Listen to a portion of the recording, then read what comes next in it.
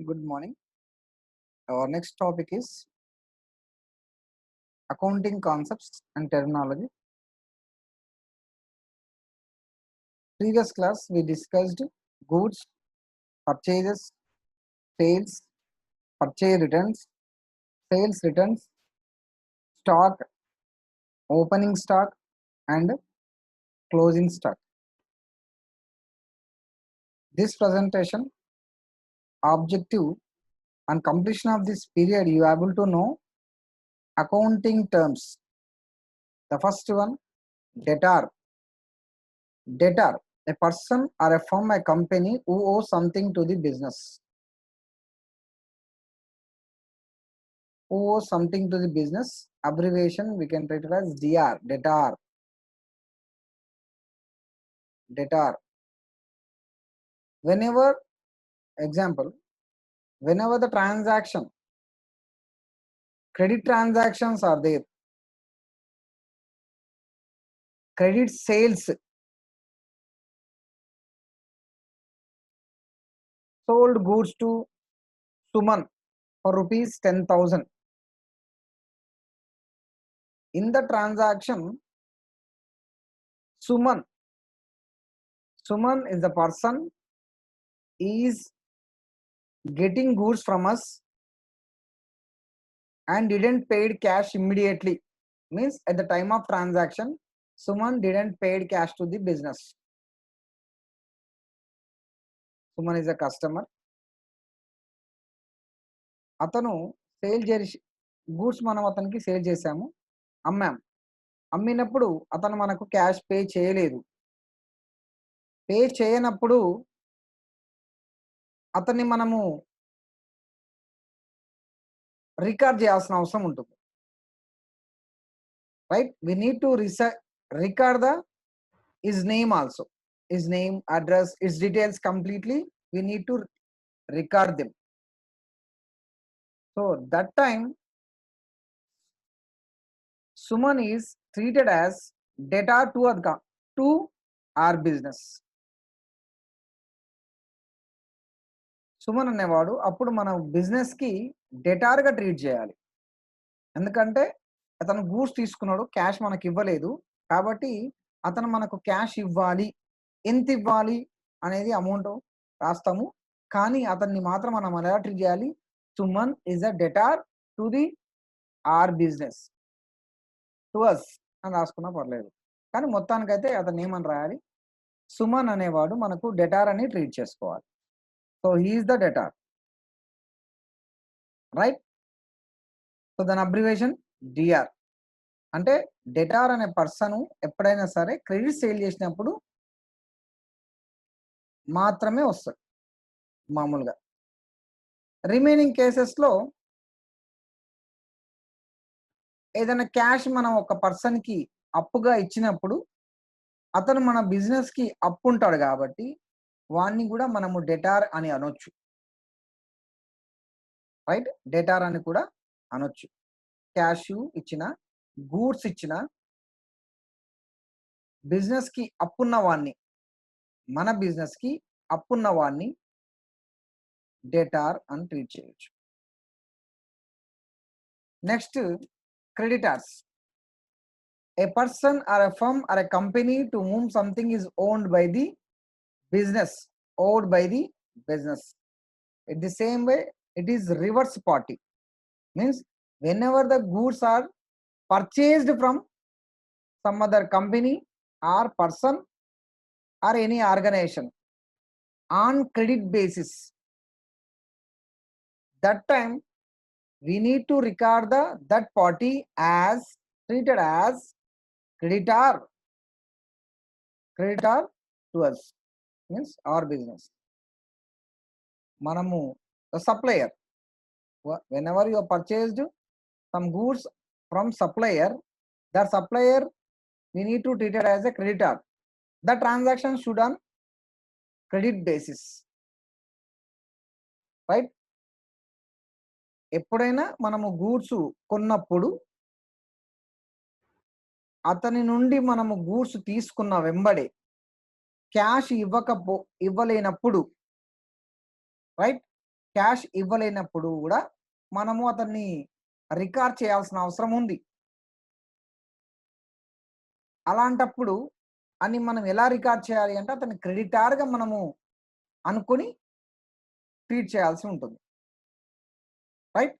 అంటే సేల్ చేసినప్పుడు డెటార్ అనే పర్సను మనము రికార్డ్ చేయాలి. పర్చేజ్ చేసినప్పుడు ఆన్ క్రెడిట్ బేసిస్‌లో క్రెడిటార్‌ని మనము రికార్డ్ చేయాల్సి ఉంటుంది. రైట్? అంటే సేల్ చేసినప్పుడు క్రెడిట్ సేల్ చేసినప్పుడు వచ్చే పార్టీని మనము డెటార్ అనొచ్చు. క్రెడిట్ పర్చేజ్ చేసినప్పుడు వచ్చిన పార్టీని మనము సప్లయర్‌ని క్రెడిటార్ అని అనొచ్చు. అంటే కస్టమర్స్ డెటారు, సప్లయర్స్ క్రెడిటార్స్ అనొచ్చు. రైట్? ఇంకొకటి మనం ఎప్పుడైనా క్యాష్ ఎవరికైనా ఇవ్వాల్సి వస్తే, అంటే మనం ఎవరి దగ్గర నుంచైనా లోన్‌గా తీసుకొని ఉంటే, అలాంటి వాళ్ళని కూడా మనము క్రెడిటార్స్ అనొచ్చు క్యాష్‌ని. ఇదేమో గూడ్సు, పర్చేజ్ అంటేనేమో గూడ్సు తీసుకున్నందుకు మనం క్రెడిటార్ అన్నాం. క్యాష్ తీసుకున్నప్పుడు కూడా మనము క్రెడిటార్ అనొచ్చు.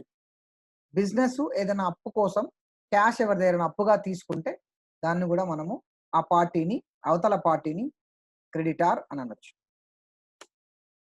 ఎగ్జాంపుల్ డెటార్స్‌కి.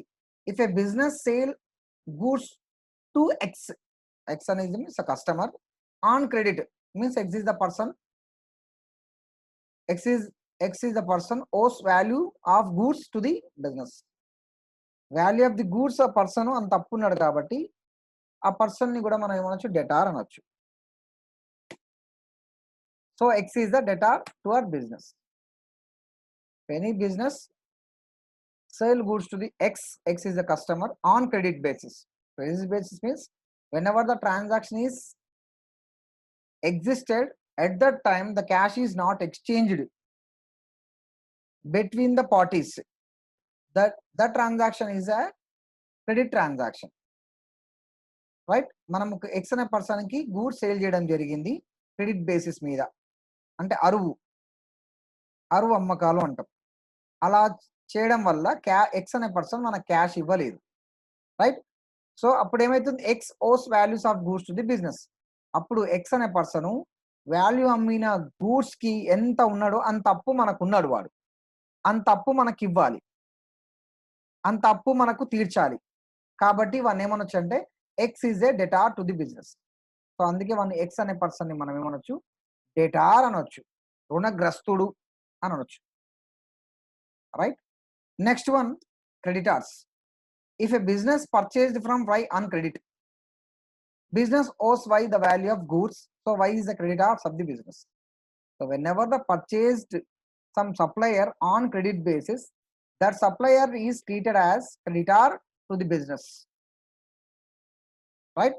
So ఎప్పుడైనా మనము కొనుగోలు పర్చేజెస్ చేసినప్పుడు గూడ్స్ తీసుకొని క్యాష్ ఇమ్మీడియేట్‌గా అతనికి ఇవ్వకుండా ఉంటే అతన్ని మనము రికార్డ్ చేయాల్సిన అవసరం ఉంటుంది. అతని పేరుని, అతని డీటెయిల్స్‌ని మనము రికార్డ్ చేయాల్సి ఉంటుంది. అలాంటప్పుడు మనం అతనికి బాకీ ఉన్నట్టు. ఆ బాకీ ఎంతున్నాము అనేది రాసుకోవాలి. ఏ టైంకి, ఏ డేట్‌కి, ఎప్పుడు తీసుకున్నాం గూడ్సు అనేది ఆ పర్సన్‌ని మనము రికార్డ్ చేయాల్సి ఉంటుంది. ఆ రికార్డ్ చేయాల్సినప్పుడు ఆ పార్టీని మనం ఏమనొచ్చంటే క్రెడిటార్ అనొచ్చు. రుణదాత. రైట్? రుణదాత ఎప్పుడు ఆ బిజినెస్‌కి రుణదాత మనం. So the business owes Y the value of goods.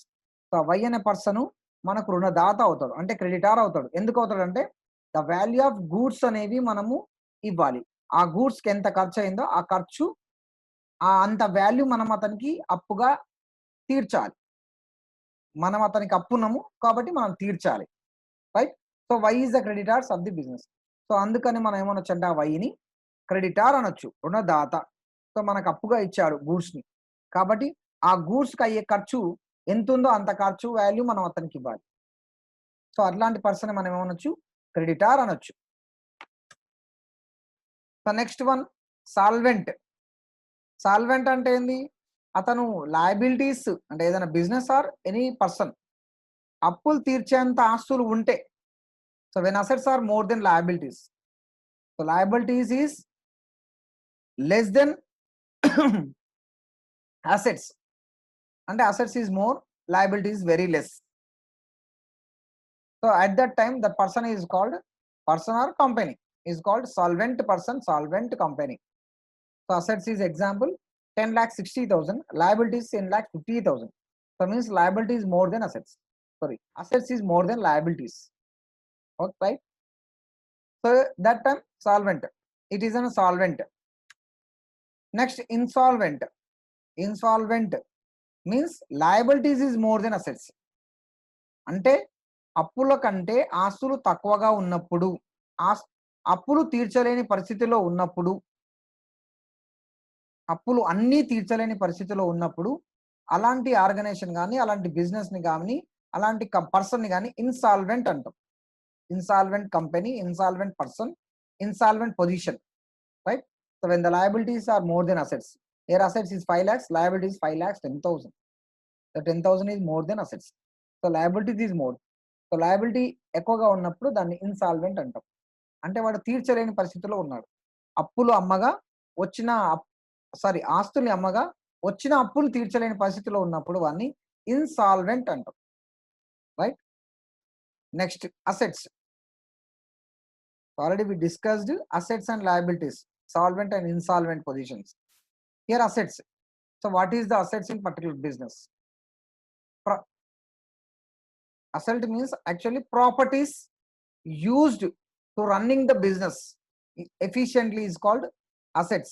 Example, అప్పుడు మనకు ఒక బిజినెస్ పెట్టాలంటే ల్యాండ్ కావాలి, బిల్డింగ్ కావాలి, మిషనరీ కావాలి, రైట్? నెక్స్ట్ ఆఫీస్ ఫర్నిచర్ కావాలి, దానికి కావాల్సిన గూడ్స్ని డిస్పోజ్ చేయడానికి వెహికల్స్ కావాలి. These are the assets to the business. Properties are positions that help in running business efficiently, not for sale. What you are purchasing, those are not for sale, those for using in business. Only మనము ఏవైనా కొంటామో ఆస్తులు కానీ ఏవైనా అవి అమ్మకుండా మనము use చేసుకోగలిగితే business కోసం మాత్రమే, అలాంటి దాన్ని మనం ఏమొచ్చు అంటే అసెట్స్ అంటాం. ఆ థింగ్స్ని మొత్తాన్ని మనం అసెట్స్ అనొచ్చు. ఎగ్జాంపుల్స్, ఇప్పుడు ఒక బిల్డింగ్ కన్స్ట్రక్ట్ చేయాలి బిజినెస్ కోసం. So building is a asset to the business. ఎందుకంటే మనం బిల్డింగ్ అమ్మడానికి కొనట్లేదు, వాడుకోవడానికి. నెక్స్ట్ ఫ్యాక్టరీ పెట్టడానికి ఒక లొకేషన్ కావాలి. సో ఆ లొకేషన్. నెక్స్ట్ దానిలో మనం రన్ చేయడానికి మిషనరీస్ కావాలి. సో ఆ మిషనరీస్, దానిలో టూల్స్, ఎక్విప్మెంట్స్, ఇన్స్టాలేషన్ చార్జెస్, ఇవన్నీ మనకేమైతాయి అంటే అసెట్స్ టు ది బిజినెస్. అవి మనము అమ్మడానికి తెచ్చుకోలేదు, జస్ట్ కొన్నది వాడుకోవడానికి. దాని main intention is for used, run the business, used or run the business efficiently is called assets. Example, factory building, office building, office vehicles, office furnitures, etc. Office vehicles అంటే goods dispose కావచ్చు, లేకపోతే మన ఎంప్లాయీస్ని travelling కోసం కావచ్చు, లేకపోతే ఇంకేదైనా goods, మెయిన్గా గూడ్స్ని డిస్పోజ్ చేయడానికి. నెక్స్ట్ ఎంప్లాయీస్ని మనము కన్వీనియంట్ ప్లేసెస్కి ట్రావెల్ చేయడానికి. నెక్స్ట్ ఎంప్లాయీస్ వాడుకోవడానికి మనం కొన్ని వెహికల్స్ని అరేంజ్ చేయాల్సి ఉంటుంది. సో అలాంటివన్నీ ఆఫీస్ వెహికల్స్ లేదంటే బిజినెస్ వెహికల్స్ అంటాము. అవన్నీ మనమే పర్చేజ్ చేయాల్సి ఉంటుంది, రైట్? నెక్స్ట్ ఆఫీస్ ఫర్నిచర్ అంటే colour TVs, tables, chairs, stationery, ఇవన్నీ మనకు ఫర్నిచర్స్. ఈ compulsory essential to every business. ఒక ఆఫీస్ మనకు రన్ చేయాలంటే ఆఫీస్లో కంపల్సరీగా ఈ ఫర్నిచర్ ఉండాలి. చైర్స్, టేబుల్స్, ఇవి లేకుండా మనం ఆఫీస్ని రన్ చేయలేం. సో ఇవన్నీ కూడా అవి ఉంటేనే మనము బిజినెస్ రన్ చేయొచ్చు ఈజీగా, ఎఫిషియెంట్గా. సో అందుకని these are assets, right? So example అక్కడ మనము ఫిగర్లో ఇచ్చాము. దట్ ఈస్ ఫ్యాక్టరీ బిల్డింగ్, ఇది systems, computers, right? These are the building, office building, they are vehicles, these are the assets. Next liabilities. Liabilities already మనము double entry సిస్టంలో ఒక చిన్న topic మీద వచ్చింది. లాయబిలిటీస్ అంటే అప్పులు, మీన్స్ టోటల్ అమౌంట్ ఎంత మనము అవుట్ సైడర్స్కి ఇవ్వాలి due to the outsiders. Outsider అంటే ఇక్కడ ఓనర్ కావచ్చు, బిజినెస్ ఓనర్ కావచ్చు, బయటి వాళ్ళు కావచ్చు. Bills payable, bank over draft, loans from, మనం ఏది బిజినెస్ రన్ చేయాలంటే కంపల్సరీగా మనం ఏదైనా లోన్స్ తీసుకోవాలి, లేదంటే ఎవరి దగ్గర నుంచైనా ఏదైనా ఆస్తులు మనము తీసుకురావాలి. రైట్? ఎవరిదైనా ఆస్తి తీసుకొచ్చినప్పుడు కూడా మనం ఆస్తికి ఎంత ఖర్చు అయిందో అంత అప్పు చూపించాలి ఇక్కడ. అట్ ది సేమ్ టైమ్ అప్పులు మనం బ్యాంక్ నుంచి తీసుకుంటాము, బయటి వాళ్ళ నుంచి తీసుకుంటాము. బిల్స్ పేయబుల్ అంటే వేరే వాళ్ళకి అప్పు ఇచ్చినట్టు మనం నోటరీ రాసియడము, బిల్స్ రాసి ఇవ్వడం, అలాంటివి బిల్స్ పేయబుల్ అంటే. సో బ్యాంక్ ఓవర్ డ్రాఫ్ట్ అంటే, ఓవర్ డ్రాఫ్ట్ అంటే బ్యాంక్లో ఉన్న బ్యాలెన్స్ కంటే మనకున్న ఫెసిలిటీస్ని లోన్ వాడుకోవడం అనమాట. బ్యాంక్లో ఉన్న క్యాష్ కంటే ఎక్కువగా వాడుకోవడాన్ని బ్యాంక్ ఓవర్ డ్రాఫ్ట్ అంటాము. సో అలాంటి ఫెసిలిటీ కూడా గవర్నమెంట్ మన బ్యాంక్స్ ఇస్తుంటాయి పర్టికులర్ బిజినెస్కి వాడుకోవడానికి. For the meeting running capital, working capital. To meet the working capital we need to overdraft the cash from the business. Right? ఇది fixed capital కాదు, running working క్యాపిటల్కి మాత్రమే పనికొస్తుంది ఓవర్ డ్రాఫ్ట్. అలాంటివి చిన్న చిన్నవి అన్నమాట, అంతే, ఎక్కువ ఉండదు ఓవర్ డ్రాఫ్ట్ ఫెసిలిటీ అనేది. ఎవ్రీ బిజినెస్కి స్మాల్ అమౌంట్ మనకు ఇస్తుంది. లోన్ ఫ్రమ్ అవుట్ సైడర్స్ అంటే బయటి వాళ్ళ నుంచి, third party persons. Right? Debentures కావచ్చు, ఇంకెవరైనా కావచ్చు. ఇవన్నీ మనకు లయబిలిటీస్ అవుతాయి. లయబిలిటీస్ అంటే అప్పు, బిజినెస్కి ఉన్న అప్పులు. రైట్? Next capital.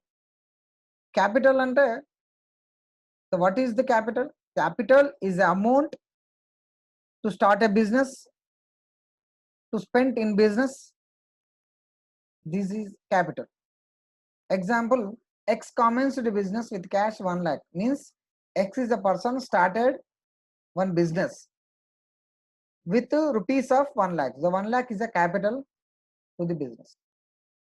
ఒక బిజినెస్కి మనము అవసరమయ్యేంత ఎంత అవసరం ఉందో అంత క్యాష్ని మనము తీసుకురాగలిగితే ఆ క్యాష్ని మనము క్యాపిటల్ అనొచ్చు. ఎందుకంటే అది బిజినెస్ స్టార్ట్ చేయడానికి యూజ్ చేస్తున్నాం కాబట్టి దాన్ని మనం ఏమనొచ్చు? క్యాపిటల్ అనొచ్చు. Capital is a starting for the starting business, commenced business, running the business, right? Whatever it is, but it is a capital.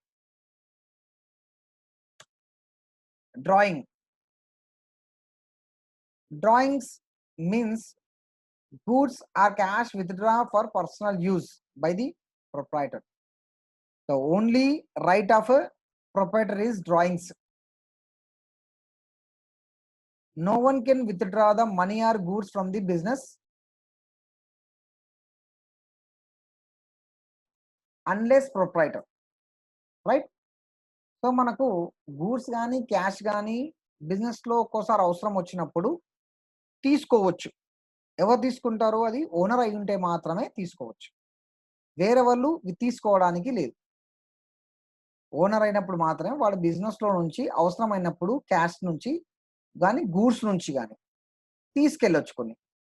So అలా తీసుకున్న దాన్ని మనం ఏమొచ్చు అంటే డ్రాయింగ్స్ అనొచ్చు.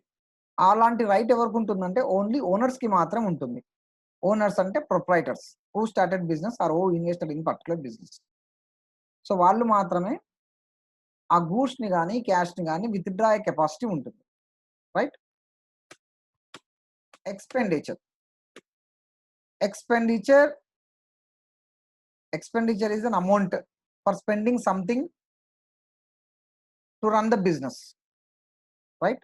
To run the business. Example, purchases, rent paid. If you take the building on hire to run the business, so building rent will be paid. So that is also expenditure to run the business. Right? So amount spent for acquiring goods or services for the running business. Services means business ఆ బిల్డింగ్ని వాడుతున్నందుకు మనము rent ఇవ్వాలి. ఒకవేళ purchase చేస్తున్నాం goods, దానికి కూడా మనం amount ఇవ్వాలి. So purchase also expenses. Next rent also expenditure. So these are the expenditures. Expenditures దాని టర్మ్ మినిమం మ్యాక్సిమం వచ్చేసి 1 year ఉండాలి. దాని యూస్ మీన్స్ దాని ఎక్స్పెండిచర్ దాని ఒక టర్మ్ అనేది ఆ థింగ్ అనే టర్మ్ ఎంత ఉండాలి? ఓన్లీ 1 month ఉండాలి, 1 year ఉండాలి. If you take more than 1 year it will be treated as an asset. Anything, right? Anything treated as an asset. Example, already ఇంతకుముందు పర్చేస్ సేల్స్ దగ్గర మనం డిస్కస్ చేసాం. గూడ్స్ మనం కొన్నాం, దాన్ని మనం అమ్మడానికి కొంటున్నాం కాబట్టి దాన్ని గూడ్స్ అంటాం, రైట్? అమ్మడానికి మాత్రమే కొంటున్నాం కాబట్టి దాన్ని గూడ్స్ అంటాము. ఆ గూడ్స్ కొనడానికి అయ్యే ఖర్చుని పర్చేజ్ అంటాము, రైట్? సో ఆ పర్చేజ్ చేసినప్పుడు దాన్ని కంపల్సరీగా సేల్ చేయాలి వాడు. ఆ ఇయర్లో వాడు కొన్నవన్నీ అంటే పర్చేజ్ చేసినవన్నీ అమ్మకపోతే దాన్ని మనం ఏమనొచ్చు, స్టాక్ అని చెప్పాలని చెప్పాను. స్టాక్ అన్నప్పుడు ఆ ఇయర్లో అది అమ్మలేదు కాబట్టి నెక్స్ట్ ఇయర్కి మనం అది ఏమవుతుందంటే ఆ ఇయర్కి క్లోజింగ్ బ్యాలెన్స్ అవుతుంది. నెక్స్ట్ ఇయర్కి వచ్చేసి ఓపెనింగ్ స్టాక్ అవుతుంది. ఆ క్లోజింగ్ స్టాక్ అనేది ఆ ఇయర్లో అమ్మలేదు కాబట్టి దాన్ని ఏం ట్రీట్ చేసుకోమని చెప్తున్నామంటే అసెట్గా ట్రీట్ చేస్తుంది. కొన్న ఏ వస్తువు అయినా సరే ఆ ఇయర్లో అమ్మగలగాలి. అమ్మకపోతే అది మోర్ దెన్ 1 ఇయర్ అవుతుంది. అమ్మకపోతే నెక్స్ట్ ఇయర్కి వెళ్ళిపోతుంది, నెక్స్ట్ ఫినాన్షియల్ పీరియడ్కి వెళ్ళిపోతుంది కాబట్టి అది మోర్ దెన్ 1 ఇయర్ దాన్ని యూజ్ చేస్తున్నట్టు. అప్పుడు దాన్ని ఏమవుతుంది, అది అసెట్ అయిపోతుంది. నెక్స్ట్ ఇయర్ మళ్ళీ కాగానే దాన్ని అమ్మేయాలి, రైట్? సో అది ట్రీటింగ్ అనమాట. అంటే ఏదైనా ఒక గూడ్స్ని మనం కొన్నప్పుడు దాన్ని మోర్ దెన్ 1 ఇయర్ దాని టర్మ్ ఉండగలిగితే, దాని ఒక టర్మ్ మోర్ దెన్ 1 ఇయర్ ఉంటే దాన్ని అసెట్ అనాలి, లెస్ దెన్ 1 ఇయర్ ఉంటే దాన్ని ఎక్స్పెండిచర్స్ అంటాం. ఇన్కమ్, ఎక్స్పెండిచర్ అంటే మనం స్పెండ్ చేసిన అమౌంట్, ఇక్కడనేమో మనం ఎర్న్ చేసిన అమౌంట్. అదేమో స్పెండింగ్, ఇది earning by the firm in the course of business transaction during a period. ఒక పర్టికులర్ పీరియడ్లో మనము రిటర్న్స్ వచ్చిన అమౌంట్ని సేల్స్, కమిషన్స్ ఇలాంటివి. Incomes, right? పర్చేజ్ ఎక్స్పెన్సెస్ అయితే సేల్స్ ఇన్కమ్ అవుతుంది, రైట్? పర్చేజ్ ఎక్స్పెన్సెస్ అవుతుంటే సేల్స్ మనకు ఇన్కమ్ అవుతుంది. ఎందుకంటే సేల్స్ ఇస్ రెవెన్యూ. మనం గూడ్స్ అమ్మడం వల్ల మనకు ఎర్న్ అవుతాం, అంటే క్యాష్ అనేది ఎర్న్ చేస్తుంది మనకు సేల్స్ చేయడం వల్ల. ఎంత సేల్స్ ఎక్కువైతే అంత క్యాష్ ఎక్కువ అవుతుంది మనకు, అంటే అంత ఎర్నింగ్ వచ్చేస్తుంది మనకు, అంత ఇన్కమ్ వచ్చేస్తుంది, right? It's a course of business transactions during a period, ఒక పర్టికులర్ పీరియడ్లో, right? Discount, it is a type of account. ఈ discount is 2 types, trade discount and cash discount. Trade discount and cash discount. Trade discount is not recorded, right? Cash discount is recordable. Example, in whenever shopping malls 50% discount, 20% discount, 30% discount, this is a trade discount, right?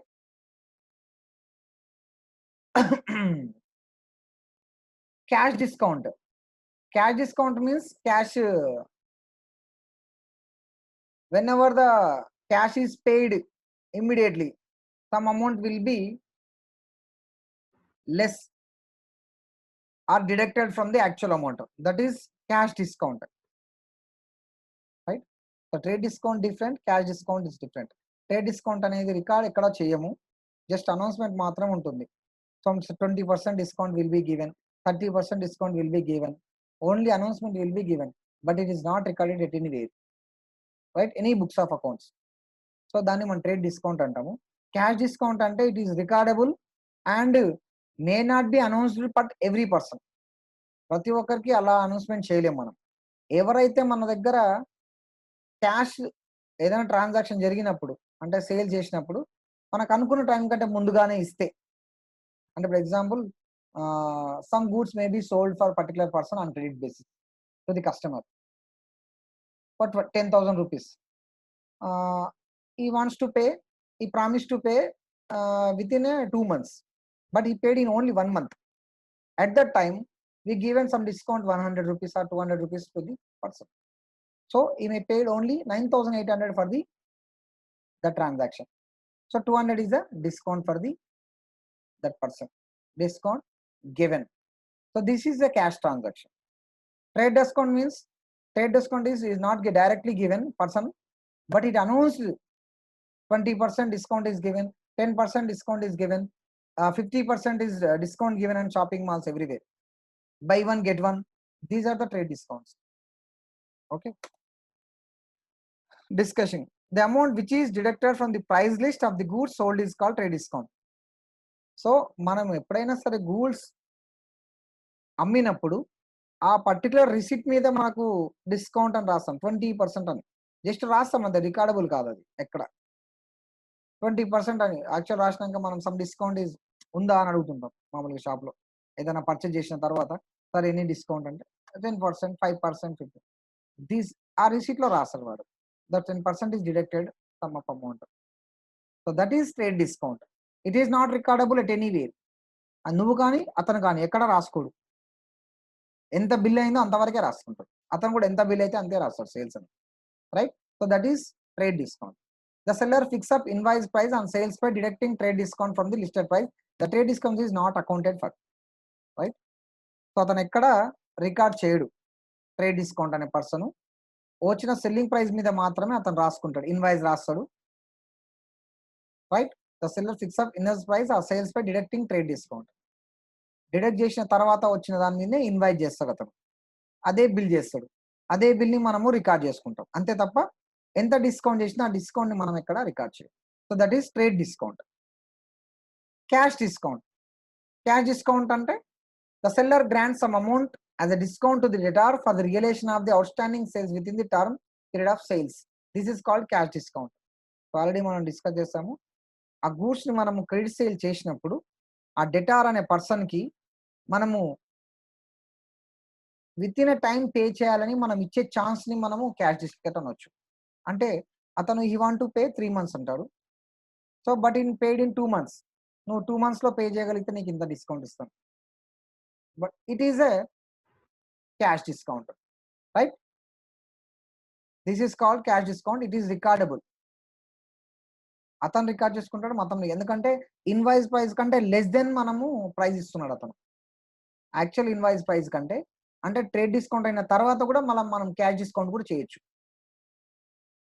Right. So అలాంటి మనం ఏమనొచ్చు అంటే cash discount అనొచ్చు. అంటే example, ఇప్పుడు shopping మాల్కి వెళ్తాం మనం, 10%, 20%, 50% అని అంటుంటాడు వాడు. సో అలాంటి దాన్ని మనము తీసుకుంటే అలాంటి డిస్కౌంట్ని ట్రేడ్ డిస్కౌంట్ అంటాం. ఓకే, అయితే రెగ్యులర్గా వస్తుంటాడు అనుకో ఆ కస్టమర్ని, మనము యాక్చువల్గా ఇచ్చే 10% ట్రేడ్ డిస్కౌంట్ కాకుండా అతనికి అగైన్ మళ్ళీ ఒక 2%, 5% డిస్కౌంట్ క్యాష్ డిస్కౌంట్ ఇవ్వగలిగితే దాన్ని మనం క్యాష్ డిస్కౌంట్ అనొచ్చు. అంటే ఎగ్జాంపుల్, అతను వస్తాడు మన దగ్గర గూడ్స్ తీసుకుంటాడు విత్ 10% ట్రేడ్ డిస్కౌంట్. సో అంటే 9,000 గూడ్స్కి ఇన్వాయిస్ ప్రైస్కి అతను గూడ్స్ తీసుకెళ్ళిపోయింది, అంటే ఆఫ్టర్ యాక్చువల్ 10,000 అది ఆ గూడ్స్, ట్రేడ్ డిస్కౌంట్ మనకు 10% ఇవ్వడం వల్ల ఇన్వాయిస్ ప్రైస్ అతను 9,000కి గూడ్స్ తీసుకోవడం జరుగుతుంది. అతను తీసుకున్న తర్వాత అతను మనకు క్రెడిట్ బేసిస్ మీద పర్చేజ్ చేసిండు, అంటే నేను ఈ 9,000ని మనం ఒక 2 months లో 3 months లో పే చేస్తానని చెప్తాడు. అయితే అతను ఓన్లీ 2 months లో పే చేయగలిగితే మనం ఏం చేయగలుగుతామంటే, అతను నువ్వు 3 months అన్నావు కదా, 2 months లో నువ్వు పే చేయి, నీకు ఇంకొక 1,000 నేను డిస్కౌంట్ ఇస్తాను అన్నాడు అనుకో, ఇన్వాయిస్ మాత్రం 9,000కే ఉంటుంది, బట్ ఈ పేడ్ only 8,000 with in a 1.5 month or 1 month. Again 10% will be given. So trade discount given and cash discount also given to particular customer, right. So that is cash discount. That cash discount will be recorded. మనము రాసుకోవాలి discount అతనికి ఇచ్చాము అని, discount given account అని చెప్పి అది expenses గా treat చేయాలి, అతను డిస్కౌంట్ రిసీవ్డ్ అని చెప్పేసి ఇన్కమ్ గా ట్రీట్ చేసుకుంటారు, right. Next accounting concepts.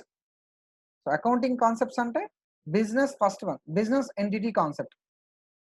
So మనం ఫస్ట్ బిజినెస్ కోసం సపరేట్ గా అకౌంట్స్ తయారు చేస్తున్నట్టు కాన్సెప్ట్ ఉంటుంది. అంటే ఇప్పుడు మనము ఒక అకౌంట్స్ ప్రిపేర్ చేస్తాం, capital account. Capital is a account for the who started business, right. So వాళ్ళకి మాత్రమే అకౌంట్ ఉంటుంది. సో అంటే ఇక్కడ బిజినెస్ అనేది సపరేట్ గా తీసుకున్నప్పుడే క్యాపిటల్ అనేది ఒక ప్రొప్రైటర్ అకౌంట్ అని తెలుస్తుంది, లేకపోతే అతనే 2 అకౌంట్ నావే అంటారు, రైట్. సో అందుకని బిజినెస్ అనేది సపరేట్ కాన్సెప్ట్, ఎంటిటీ కాన్సెప్ట్, అది సపరేట్ అనమాట. ఇది ఓనర్ కి బిజినెస్ కి సంబంధం లేదు. ఓనర్ అనే పర్సన్ కూడా ఒక పార్టీ, ఒక బిజినెస్ లో ఒక అకౌంట్ బిజినెస్ లో, right. So so firm and proprietor separate. సో అందుకే బిజినెస్ అనేది సపరేటు, ఓనర్ అనేవాడు సపరేటు. ఎందుకంటే ఓనర్ అనే ప్రతి ఓనరు బిజినెస్లో ఇన్వెస్ట్ చేసేది ఒక అప్పు లాగానే ట్రీట్ చేయాలి. Right?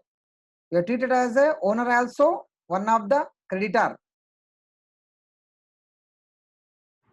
Right? In business terms, in business convention, owner also one of the creditor to the business. Next, financial dealing with proprietor also recorded. And example is invested in business is capital. Is draw some capital from the business with drawings capital. Next, who is invested in particular business some amount of rupees 1 lakh is given interest, is charged interest. Sorry, interest on capital. He is withdraw some capital from the personal use is a drawing. Whenever you charge it from the particular drawing, interest on drawings. So ఇక్కడ మనకు బిజినెస్కి వచ్చే వరకు owner separate, business separate.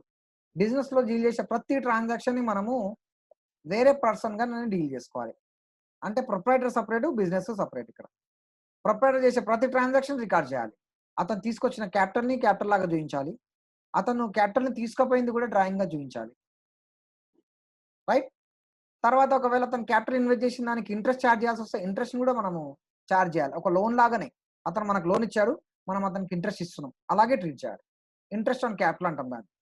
ఒకవేళ అతను మన దగ్గర నుంచి డ్రా చేశాడు క్యాపిటల్, సో అతను మన దగ్గర నుంచి తీసుకున్నాడు కాబట్టి మనం ఛార్జ్ చేయాలి.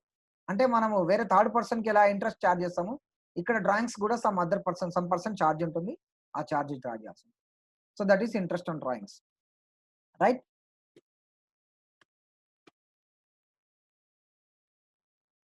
Next, money measurement concept. ఇక్కడ each and every transaction should be measured in terms of money only. In the terms of money only. అంటే every transaction should have some measurement within a terms of money. అంటే cash లేకుండా transaction అనేది, value లేకుండా transaction మనము తీసుకోవడానికి వీలేదు, record చేయడానికి వీలేదు. దాన్ని మనము మనీ మెజర్మెంట్ కాన్సెప్ట్ అంటాం. అంటే ఖచ్చితంగా మనీ మెజర్మెంట్ లేకుండా ట్రాన్సాక్షన్ జరగకూడదు. గూడ్స్ పర్చేస్ ఫ్రమ్ రూపీస్ అంటే what is the value of the purchased goods, that value should be recorded. Goods sold to Suman, the what value of the goods is given to Suman. Right? The value should be mention in terms of money. Right? Next, dual aspects. Dual aspects means double entry system. So each and every transaction should have two aspects: debit account and credit accounts, receiving concept and giving concept. Right? So each debit account should have corresponding credit account. Means every transaction should have minimum of two accounts, two different accounts. Not only single account posted in two places, different accounts posted in two places, debit account and credit accounts. So this is the dual aspect concepts. Right? So in this summary we discussed some accounting terms and accounting concepts. Right? Maybe one more questions. Define dual aspect concepts and what is money measurement concept. This is the one more questions. Define debtor. Debtor means who is the person coming from. Define creditors. Define term liabilities. Define term assets. Examples of assets. Define term discount. The what is the trade discount and what is the cash discounts, maybe ask. Various concepts. Difference between trade and cash. So what is the trade discount and what is the cash discount? What is the difference between them? Right? So this is the short notes on capital, drawings, income. Right? Thank you.